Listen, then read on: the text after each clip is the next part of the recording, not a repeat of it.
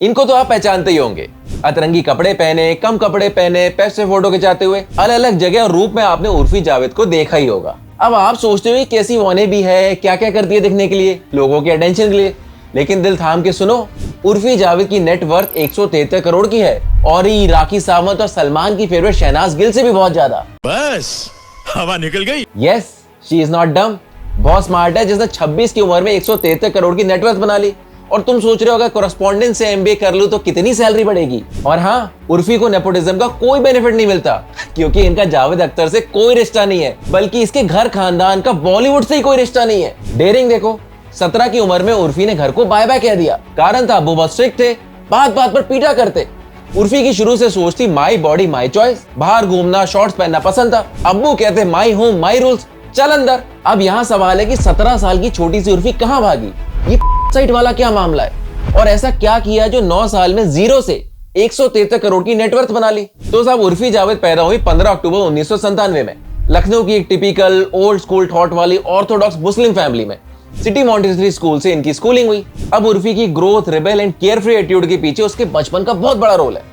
जैसे पहले बताया कि अब्बा पीटा करते थे बच्चों को, तो बचपन काफी टफ गुजरा, घर में कोई आजादी नहीं थी। एक बार उर्फी ने शॉर्ट कपड़ों में फेसबुक पर अपनी एक फोटो अपलोड कर दी। अब ये फोटो किसी ने साइट पर अपलोड कर दी और ये वायरल हो गई। ये बात उसके घर वालों तक पहुंची और रिएक्शन में उर्फी को खूब पीटा गया। यहाँ उर्फी को लगा यार इसमें मेरी क्या गलती, अपलोड की किसी ने, मजे लिए किसी ने और पिटी में। ऐसे नहीं चलेगा बॉस, इंडिपेंडेंट बनना होगा, कुछ करना होगा।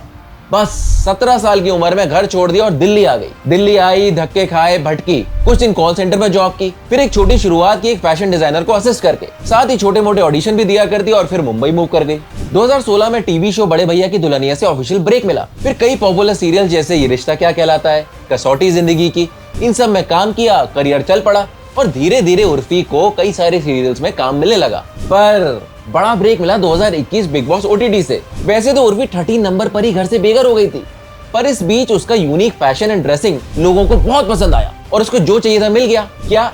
अरे लोगों का अटेंशन, और यहाँ से वायरल होना शुरू हो गई लड़की। फिर 2022 में स्प्लिट्सविला आया और पहचान मिलना शुरू हो गई। अपने बोल्ड और क्रिएटिव आउटफिट के चलते आज इंस्टा पर 51 लाख से ज्यादा फॉलोअर्स हैं, जिस पर mostly sponsored content, brand collaboration and affiliate marketing की पोस्ट है। मरे से मरा 5-6 लाख मिलता है एक पोस्ट का। फिर करंटली टीवी शो के एक एपिसोड के 30 से 35 लाख चार्ज कर रही है। 22 करोड़ एवरेज एनुअल इनकम के साथ 2023 में उर्फी की नेटवर्थ $21 बिलियन यानी 173 करोड़ रुपए की थी। और भैया ये तो बस शुरुआत है।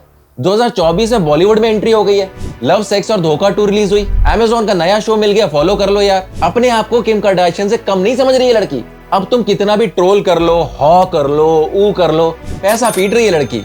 इसीलिए कहते हैं जो जितना बदनाम हुआ है उसका उतना नाम हुआ है। और आज का सोशल मीडिया यही है, भले ही शॉर्ट टर्म है लेकिन पैसे कमा जाता है आदमी। पूनम पांडे, पुनीत सुपरस्टार वगैरह सब लगे अपनी अपनी जगह। अरे अच्छे अच्छे लोग नौकरी में घिस रहे हैं, लेकिन सोशल मीडिया जिसने क्रैक कर लिया वो कमा रहे हैं पैसे। और ये कोई अति विद्वान नहीं है, बस रिस्क टेकर से ट्राई करते रहते हैं।